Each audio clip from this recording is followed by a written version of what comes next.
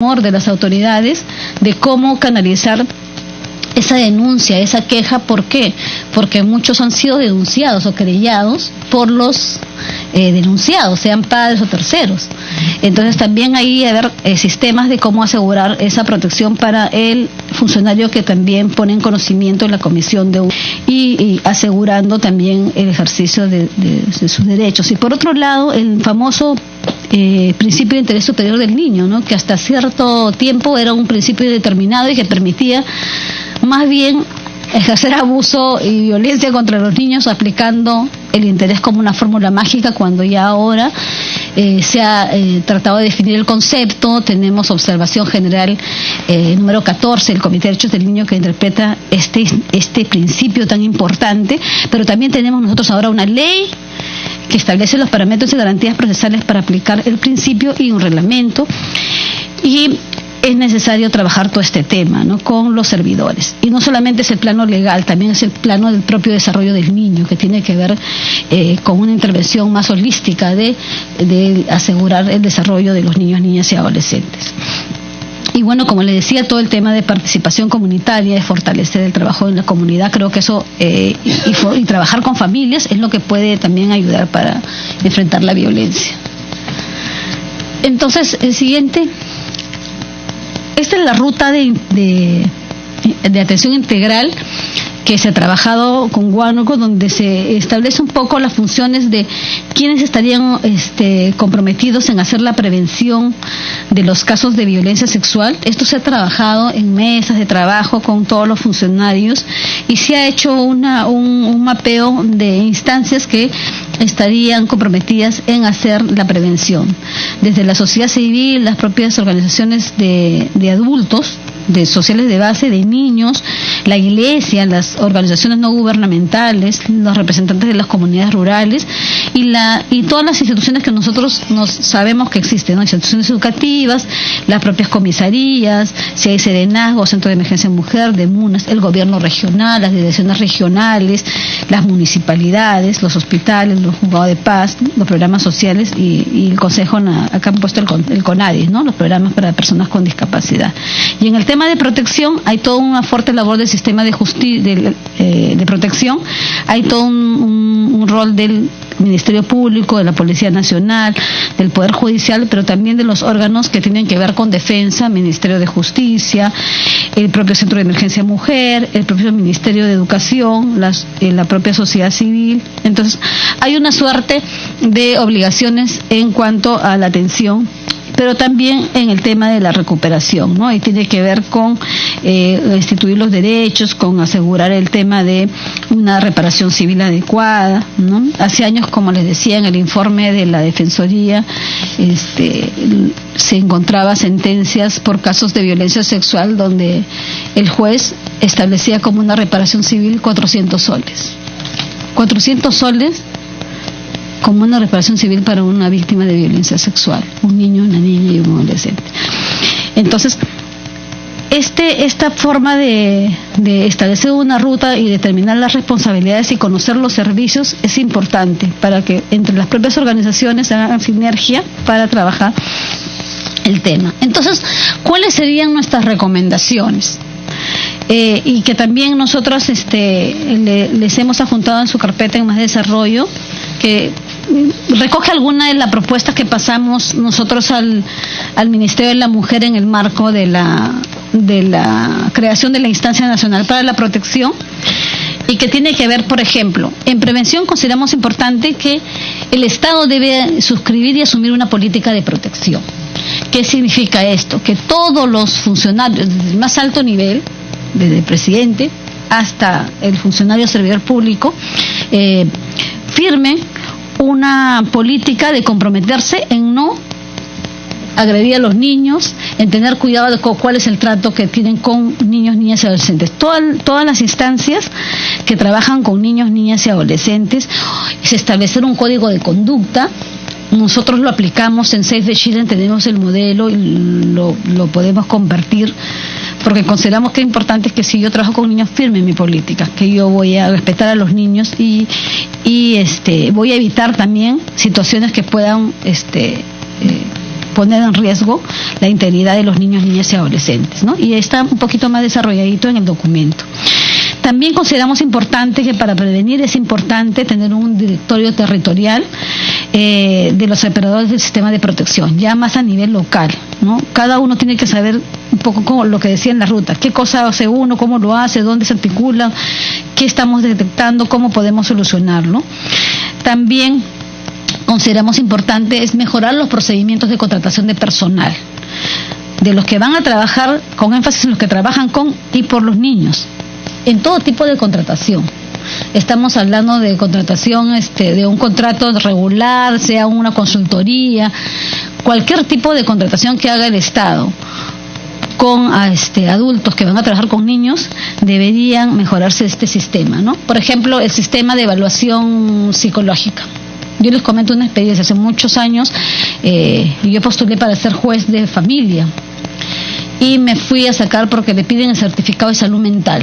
Y me fui a uno de los hospitales grandes de aquí del centro de Lima y me senté y la psicóloga me preguntó mi nombre, cuántos años tenía, cuál era mi profesión y dónde trabajaba. Yo trabajaba en la Defensoría del Pueblo. Le dije Defensoría del Pueblo y me dijo, ¿puede retirarse? Le dije, ¿no me va a preguntar más? No, en 15 minutos está su certificado. Entonces yo dije, ¿cómo la psicóloga me está evaluando? Yo salí molesta, pero lo que pasa es que necesitaba el certificado porque estaba corriendo con los tiempos. Pero yo salí molesta porque dije, o sea, ¿qué clase de evaluación hacen a un juez que va a resolver sobre los niños, niñas y adolescentes? Porque también hay, bueno, antes era bien mayor este sistema de discriminacionalidad, pero yo me quedé espantada, salí molesta de ahí. Porque dije, no me ha hecho ninguna pregunta, no me ha aplicado ningún test, no me ha aplicado nada.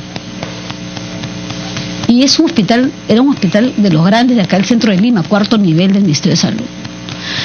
Entonces, y por eso es importante ver cómo regulamos estos sistemas de contratación, porque los que trabajan con niños, niñas y adolescentes, por ejemplo, nos imaginamos los que cuidan a los niños en los centros de atención residencial. Aparte de asegurarles sus recursos económicos, porque también les pagan creo que menos del sueldo mínimo, nosotros también hicimos un informe y encontramos que les pagaban 850 soles. 550 soles, cuando el sueldo era 800, y era una situación crítica. Aparte de eso, es saber que la persona goza de salud mental para trabajar con niños y tiene el cariz para trabajar con niños. No es fácil trabajar con niños, es complejo. Entonces, por eso nos parece importante todo, incluso las consultorías. Si ese consultor va a hacer un trabajo con niños, porque va a hacer focus group, se va a reunir con ellos, tiene que firmar su política de protección, que no va a aprovechar ese espacio, porque puede ser una persona que aproveche el espacio para hacer algún daño a los niños, niñas y adolescentes. Entonces, ahí en temas de prevención hay varias ideas que me parece importante resaltar. El tema de formar y capacitar para prevenir violencia, los comentaba hace un rato, partiendo del reconocimiento del niño como persona. Cuando los adultos empecemos a entender que el niño es una persona como yo, con derechos, podemos ir haciendo cambios. Y para esto tenemos también aquí en el documento adjunto la serie de diplomados, que ya los hemos trabajado bastante, diplomados en el tema de prevención, específicamente en violencia sexual, pero también tenemos diplomados que estamos trabajando un programa de capacitación en crianza positiva, por ejemplo, para que los padres eduquen a sus niños con amor y no con violencia. Y es un proceso que también lo venimos trabajando con las socias con las que trabajamos aquí en Lima, con Paz, Esperanza y Acción por los Niños, y ya venimos trabajando. Este año hemos estado trabajando con funcionarios del Estado, del Ministerio de la Mujer, del Ministerio de Salud, del Ministerio de Educación, incluso el Colegio de Abogados de Lima, con la finalidad de que ellos puedan conocer la metodología y también hacer la réplica. Bueno, también es importante utilizar metodologías y materiales de sensibilización, información y capacitación que recojan la voz de los niños. Que recojan la voz de los niños porque es importante saber su punto de vista. El material para mí me puede parecer fantástico, pero si es para el niño deberíamos tomar su voz. También consideramos importante el tema de que la escuela se imparta la enseñanza para el desarrollo de habilidades sociales, ¿no? Que es parte del complemento del desarrollo integral del niño, porque no solamente es aprender conocimientos, también aprender a convivir, ¿no? Aprender a ser y a ser, y que se incluya el tema de la perspectiva de género. Necesitamos poner bastante fuerza en esto para reconocer que los niños, niñas reconozcan que como personas somos iguales, hombres y mujeres, y digo respeto. Siguiente. En atención, siguiente, por favor, en atención, tenemos la elaboración de un registro, es una propuesta que tiene que ver con el modelo que estábamos dejando, la elaboración de un registro único articulado e interinstitucional de casos de violencia que permita contar con una base actualizada. Y esa es una recomendación que también hizo el Comité de Derechos del Niño al Estado peruano hace muchos años y que no se ha cumplido porque los datos que hemos presentado son datos separados, ¿no es cierto? Uno es del Observatorio de la Criminalidad, otro es del Centro de Emergencia Mujer, otro tiene otra data tiene la Policía Nacional y cada uno tiene su cifra, pero no tenemos la cantidad exacta. Pero esta base de datos tiene que ser una con indicadores fiables, ¿no? Que, por ejemplo, reconozca digrede por sexo, si tienen discapacidad, origen étnico, identidad, y que también incluya cuáles han sido los factores de riesgo, ¿no? Para saber cuáles son las causas y sobre las causas poder intervenir. También hacer una efectiva implementación de la ruta única de atención a los casos de víctimas de violencia, articulando el servicio del Estado.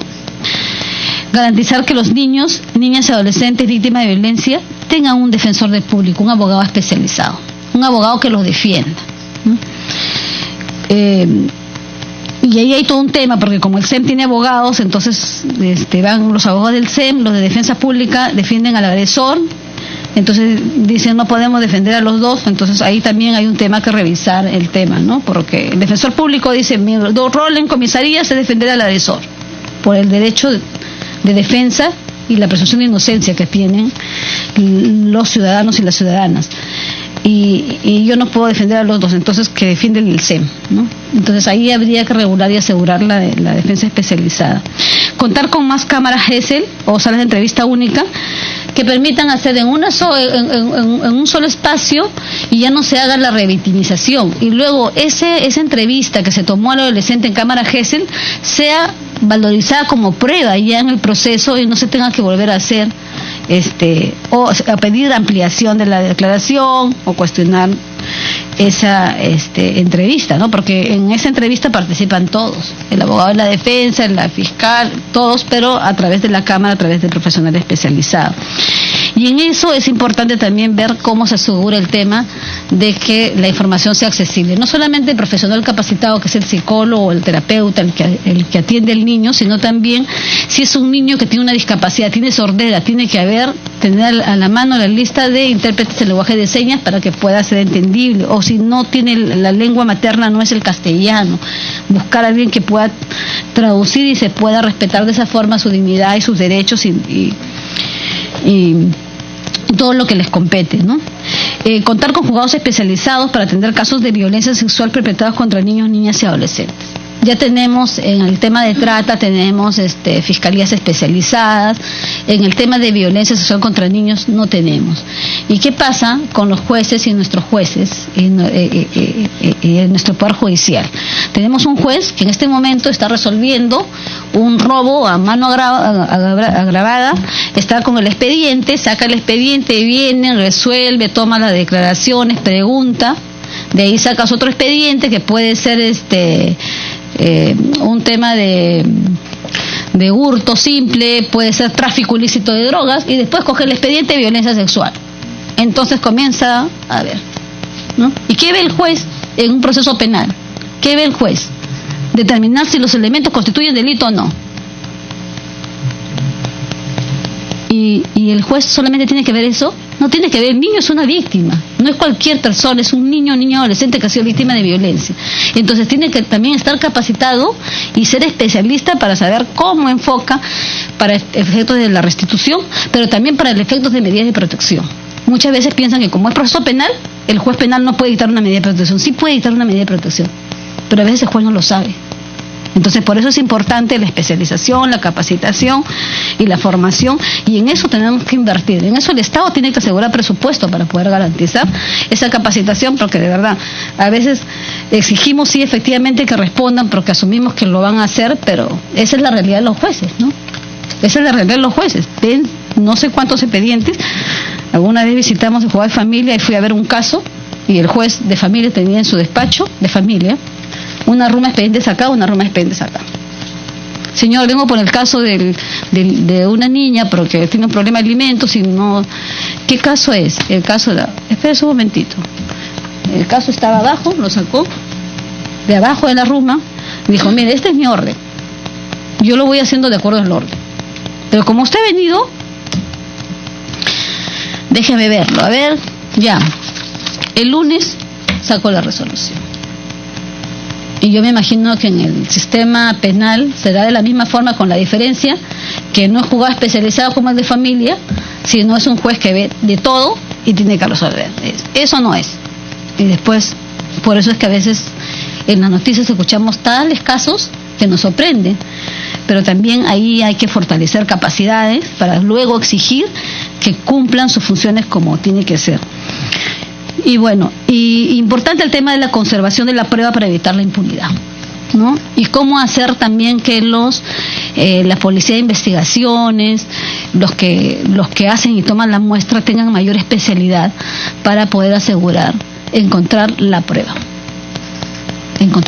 porque pasan muchos casos, y han pasado muchos casos que no se ha determinado no se ha probado el delito porque no se ha conservado la prueba, o porque los que tenían que hacer la investigación no le hicieron bien.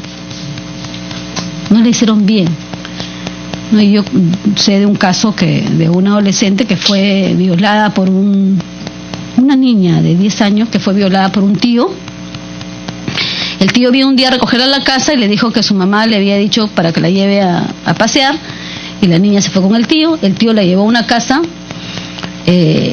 y la subió en una silla y abusó de la niña, y la niña, cuando volvió a su casa, su mamá se dio cuenta que le pasaba algo y le contó. Y contó que había sido este tío, y el tío se defendió diciendo que él no había sido, que seguro le había pasado, pero que era otra persona, que cómo podían demostrar que era él. Si había sido víctima de violación, pero no era él. Entonces, ¿cómo demuestran que soy yo? Ha sido violación, pero ¿cómo demuestran que soy yo? Solamente la palabra de la niña, y el cuestionamiento fue la palabra de la niña. Cuando se hizo la entrevista con la niña contó que sí era el tío, y en el segundo, porque ya había pasado la prueba y supuestamente no había nada y lo iban a absolver al señor, porque hizo buena defensa, dijo, pruébeme que yo soy, si ha sido violado, pero yo no soy. Tomando declaración a la niña, conversando, la niña dice, ¿y cómo era la casa?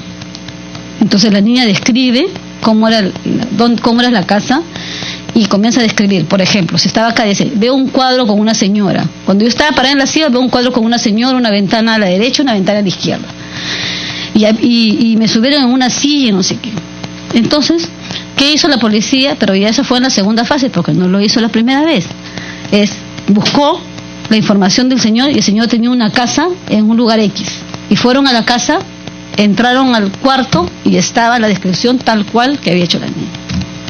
Y cuando llegaron a ese cuarto, comenzaron a revisar y encontraron en la silla los vellos púbicos que habían caído en la silla.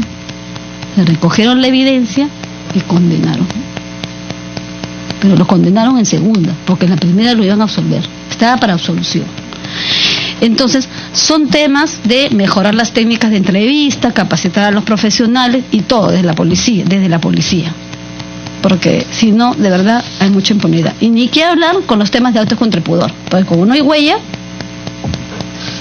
es más complicado denunciarlos. Y ahí viene el otro tema, que es el informe psicológico del daño causado. Pero todos son impactados de la misma forma, ¿no? Porque algunos niños normalizan ese tipo de relación, que es un abuso sexual, y lo normalizan, porque le hacen creer que es parte de la relación de adulto, es cariño, es afecto, y es abuso sexual, no es cariño y afecto. Entonces, por eso hay mucha impunidad. Pero hay que trabajar mejor prevención. Entonces les enseñamos cuáles son los límites y cómo tienen que autocuidar. Otro otras recomendaciones para propuestas adicionales por ahí, y tiene que ver con el Young Voice y tiene que ver con lo que hemos encontrado de los operadores del sistema, es que hay que difundir ampliamente la convención. Y la convención, que va a cumplir 30 años el otro año, plantea una serie de acciones, y dentro de esos hay una que dice hay que difundir la convención, pero no se ha cumplido, entonces hay que difundirla.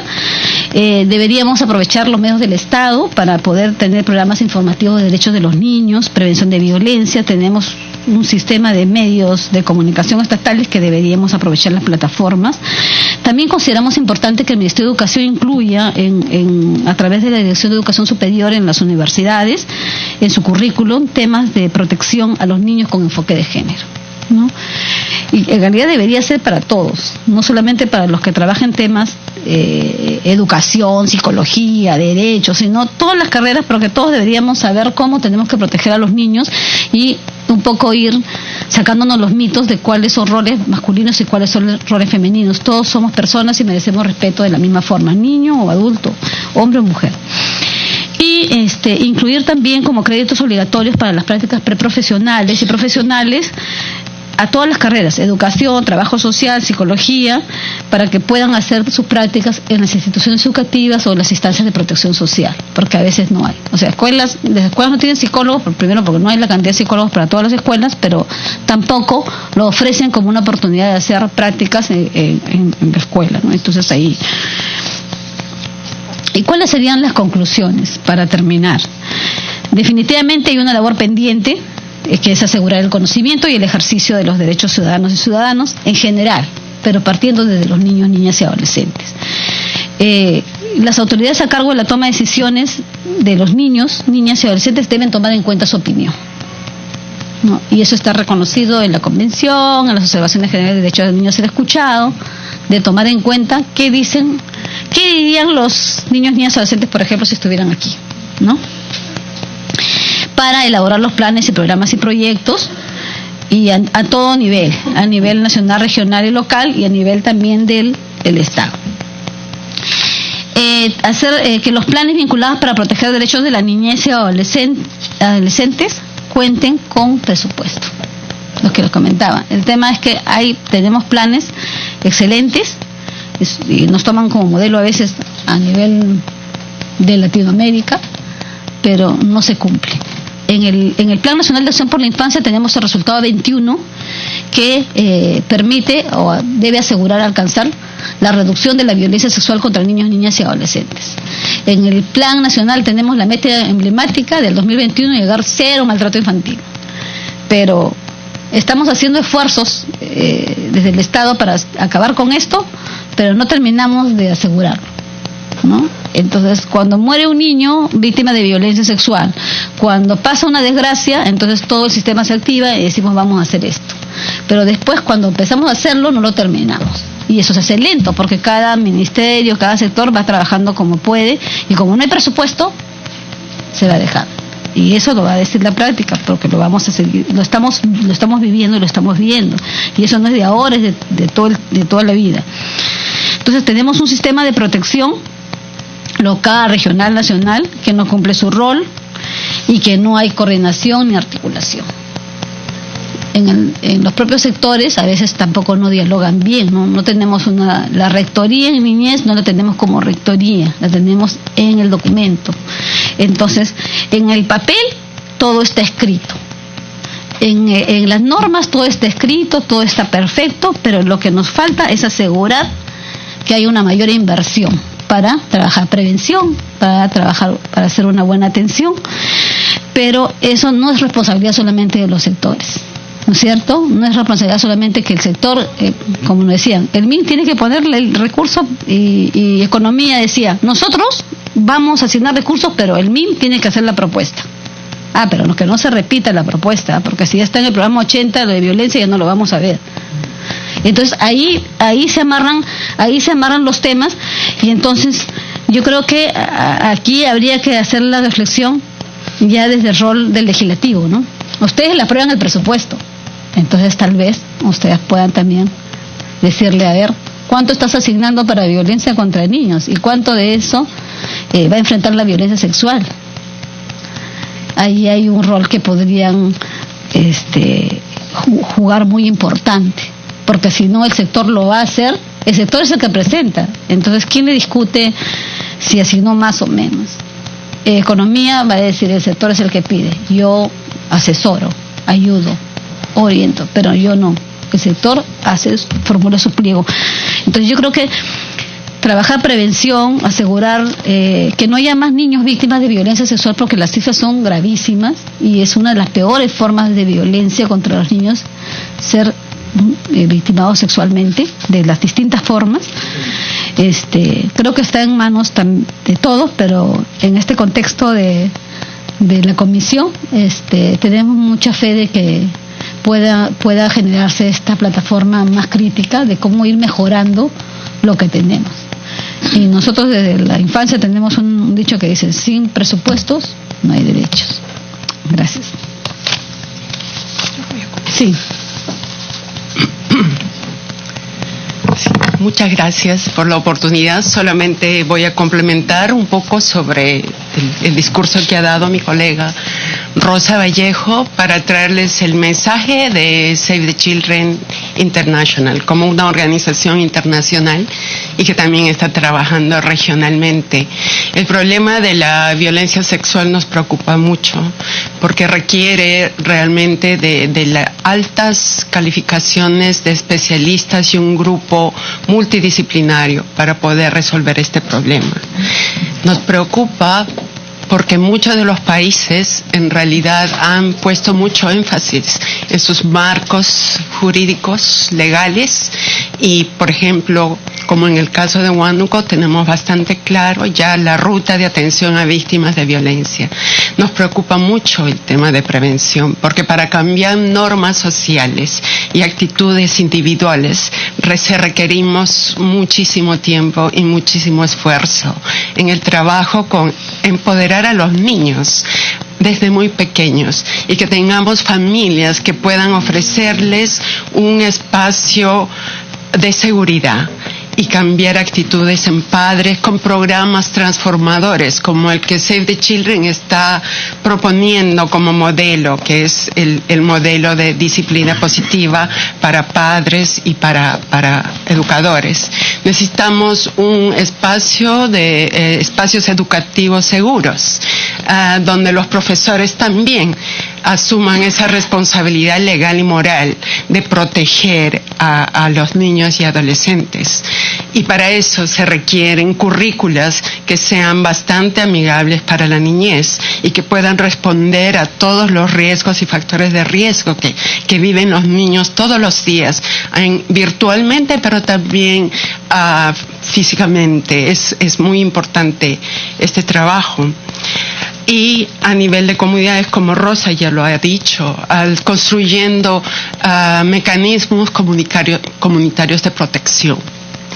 Otro tema que también Save the Children está trabajando bastante es el trabajo no solamente con las víctimas, porque tendemos a reaccionar cuando ya se ha dado el problema, pero en realidad hay que también trabajar con los agresores, con aquellas tanto adultos como jóvenes, en sus políticas públicas integrar la rehabilitación de jóvenes agresores y también de adultos agresores.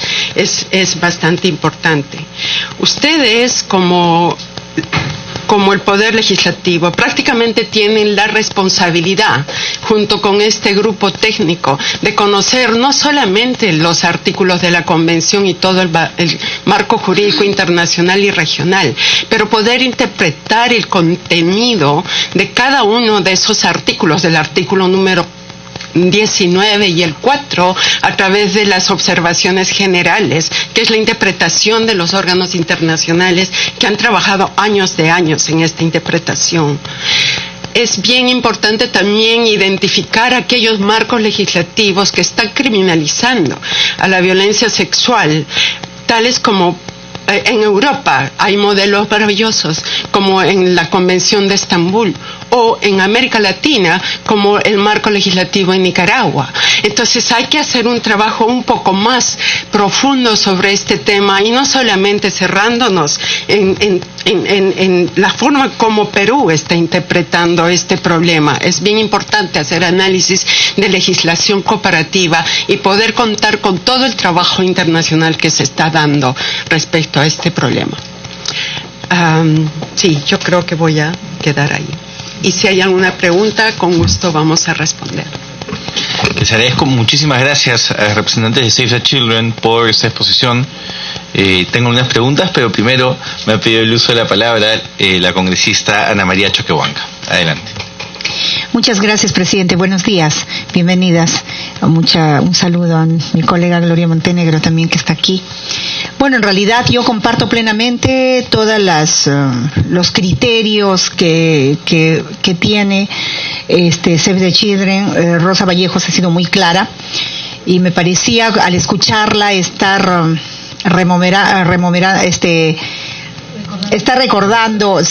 recordando meses atrás, cuando tuve la oportunidad de ser ministra de la Mujer, esta problemática y este tema que fue una inquietud primordial para mí. Creamos una instancia para la protección y seguridad de los niños, una instancia nacional integrada por el Poder Judicial, el Ministerio Público, más o menos 6 ministerios o 7 ministerios, están ustedes, está UNICEF, está la Mesa de Lucha contra la Pobreza para el tema rural, en fin. Una instancia que fue avanzando, presidente, y que yo le